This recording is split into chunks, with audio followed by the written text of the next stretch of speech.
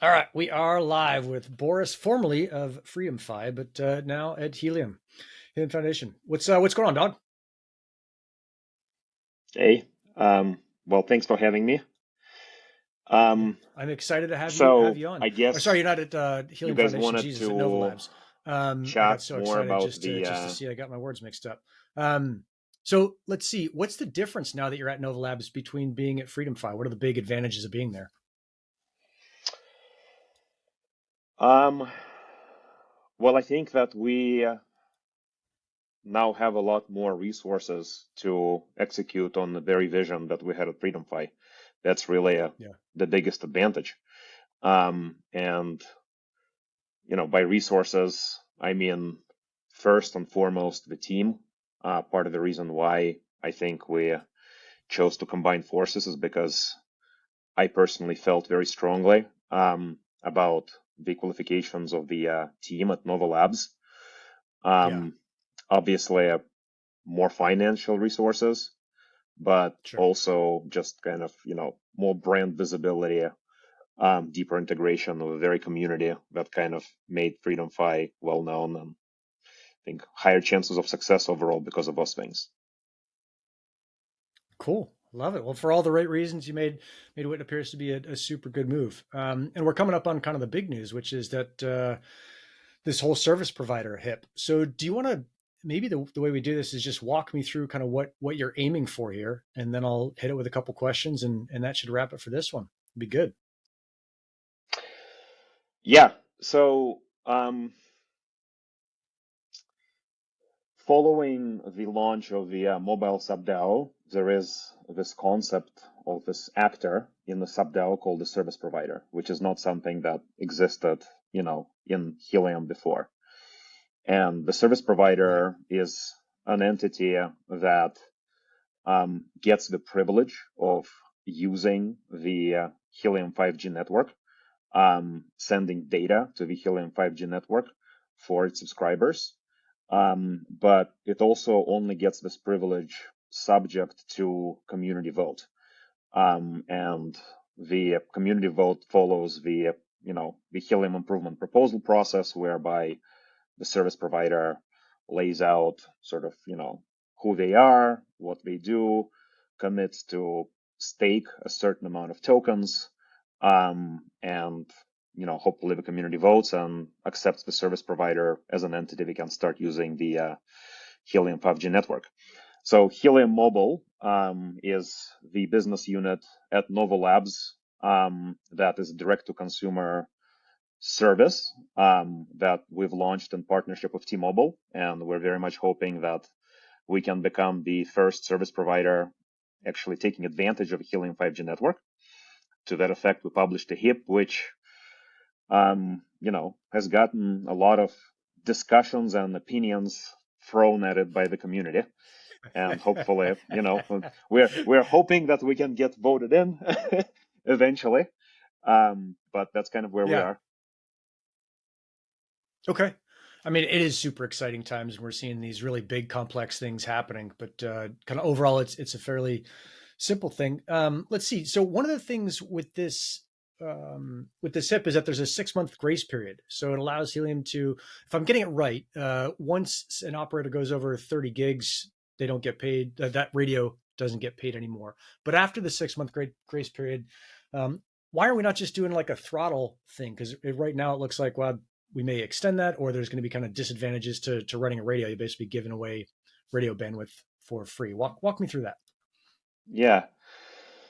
So Helium Mobile launched with currently a single offering that is unlimited, all you can eat plan.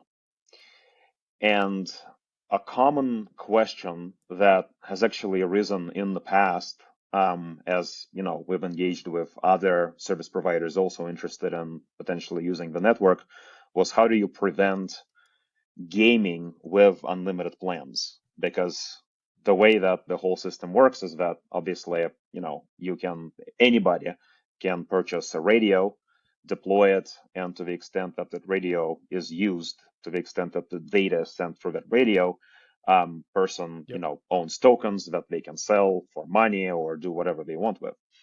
And if you purchase an unlimited plan and the hotspot and put them like together at your house and just set your phone to, whatever, stream Netflix nonstop Stream 4K. or 4K or whatever. I mean, you can just, or artificially somehow come up with a way to push a lot of fake data through it.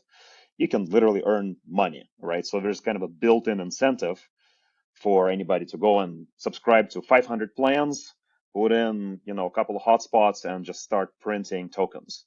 So how do you combat that? And that was our problem because we wanted to have a kind of unlimited all-you-can-eat plan because I think that's what a lot of people want. And it's also a problem that we've seen other people ask that are considering using the Helium 5G network. So our proposal in the HIP was that we create a cap that is on a not per hotspot but per subscriber basis. So if you purchase an unlimited plan, let's say for $25, during any given month, up to 30 gigabytes of data that is offloaded to the Helium network through that plan is considered rewardable data, and anything above and beyond is basically non-rewardable data. So, and we felt that this was like a very liberal cap because statistically speaking, unlimited subscribers in the US use roughly 13 gigs a month. That's just the kind of overall stats coming from the top 3 MNO. Yep. We set the cap to 30 gigs, and also it's fair to assume that not 100% of the data for like a normal subscriber would be going for Helium network. A meaningful chunk of it is going to be going for T-Mobile. So 30 gigabyte cap is like super, super generous. But obviously the community, I would say to an extent rightfully has voiced some disagreement over that opinion and said, well, every gigabyte should be paid, maybe there's some gaming opportunity for the service provider, etc. Where we've ended up, I feel, ultimately settling is that there's going to be a grace period where the proposal is going to be accepted as is, with an important caveat that we will have 6 months to implement and open source the code, whereby it's going to be possible for any Helium 5G hotspot operator to opt out of serving unrewardable data. So there's literally going to be like a toggle inside of the management dashboard where if you're unhappy with this, you only want to allow subscribers that actually, are under the 30 gigabyte cap to connect to your hotspot. You don't want to serve any free data. You can just push this toggle, and that's it. That is this 6 month grace period that you're referring to. So 6 month grace period is for us to implement that feature and make that work possible. And then if we don't implement it, then there's all kinds of penalties that we as a service provider will incur. Okay. Maybe it'll help for me to understand this because I don't understand all of the implications, especially this next part. And I know you can't give actual numbers on this, but can you explain to me kind of how it works on the MVNO side when you're buying data from T-Mobile? Are you buying on a subscriber basis on kind of per gigabyte? Is there SLA for an online rate? Like, how does that work so that I can kind of fit that into this this whole 30 gig overage thing? Yeah, so on the T-Mobile side, we have a contract whereby we pay on a per subscriber per gigabyte basis, in short. So there is to So both of activate them. a Okay. subscriber, to activate a subscriber, even if a subscriber used nothing, it'll still cost us something. And then depending on the amount of Yeah. data that subscriber pushed through the T-Mobile network, it'll also cost us, certain amount. So that's generally how it works, which is pretty typical setup for, I think, any MVNO agreement. Okay. And is there like a giant pool as well so that someone can use more and someone can use less and it kind of evens out? Or it's always just no, it's a subscriber has X amount and you pay whatever the minimum is and then et cetera from there. Yeah, I mean that's a pretty common model, is that on a per subscriber basis, depending on their usage pattern, you can effectively like Hmm. sort of prepay for a bucket of data, and depending on how much you prepay, you get better rates. So if you say that this so a subscriber, uses very little data, it'll cost you more on a per subscriber per gigabyte basis than if they use a lot of data. Okay. Okay. Let's see this next part, and I know I'm asking you some of the harder questions, but you only ask the good people the hard questions. So Of there course. it is. There is there a ballpark amount that you can give me, kind of per gig that you guys are paying, or if you can't give that out, because that kind of helps me understand the value of 5G, Helium 5G being priced at 50 cents. Yeah, so I can't share the exact numbers because, they are confidential as part of our agreement with Sure. T-Mobile. But what I can tell you for sure is Yep. that the Helium 5G pricing of 50 cents per gigabyte is considerably more cost efficient for us than the T-Mobile wholesale prices. Got it. Got it. So we As are a we are at all times uber motivated to use as much of the Helium 5G network as we can. And that's basically how the whole model works, is that in all places where there is a Helium 5G radio, um, you know, uh, it will, even if there is T-Mobile coverage in that location, which there almost always will be, the subscribers will still be pushed onto that radio. So the Helium 5G radios are always preferred over the T-Mobile radios. Got it. I mean, Boris, it's really exciting to see this thing happen, and to see kind of both the challenges and the opportunities that come along. And I love that you got the coveralls on from the great, was it the Henry Ford quote where he says, "Opportunity, it shows Yeah. up all the time, but it's dressed in coveralls and looks a lot like work." So it's cool that you're kind of showing up ready to work and to crush.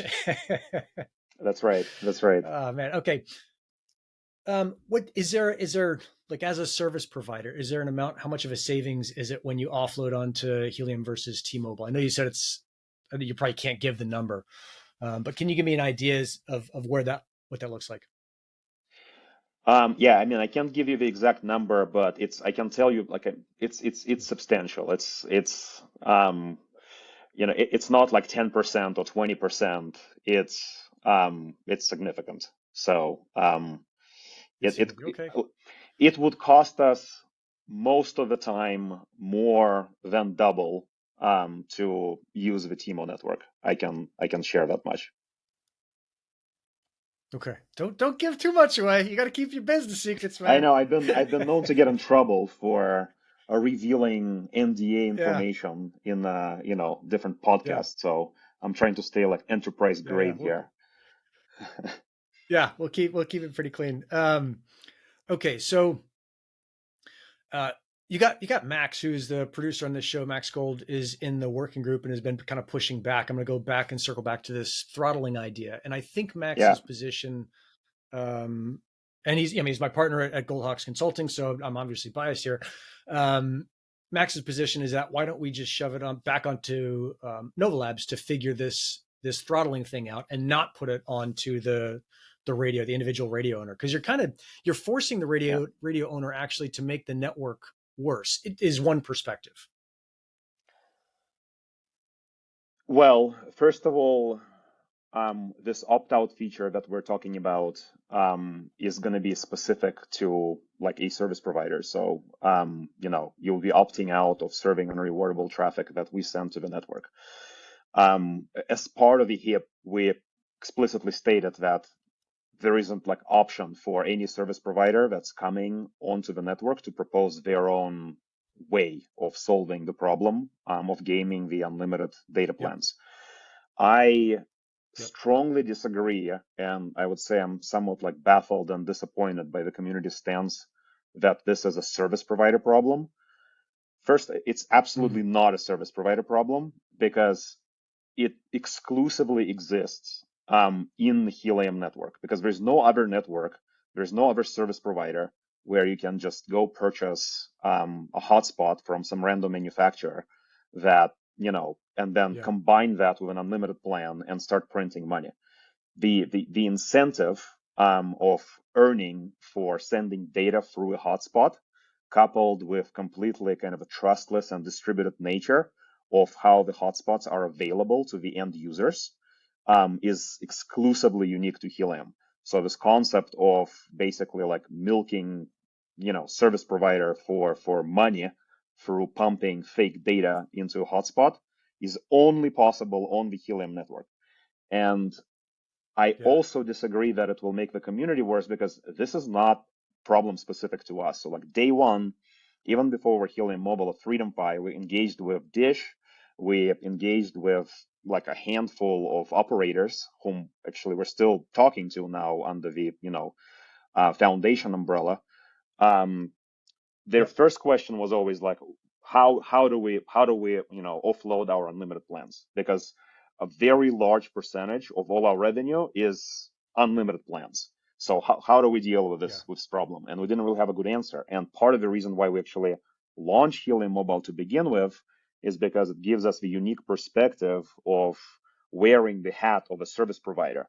And before we're like, oh, don't worry, we'll figure it out later. But when we are a service provider launching unlimited plan, now all of a sudden, what do you know? Like that's actually a very acute problem for us that can Yeah. screw Yeah. up the economics of using the network.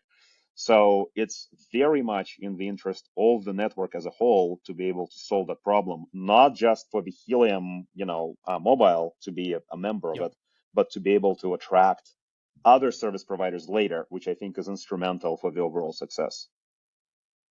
Dig it. Dig it. Boris, thanks a ton for coming on. There's so much more to talk about. And I want to make sure we give it all the time that it kind of needs. I want to talk to you about Wi-Fi as well, but I know your time is super valuable. We're going to wrap this one up here. Really appreciate you coming on, and super excited to have you back on. We'll talk about Wi-Fi and suss out the rest of this. Thank you, man. Awesome. Thanks so much.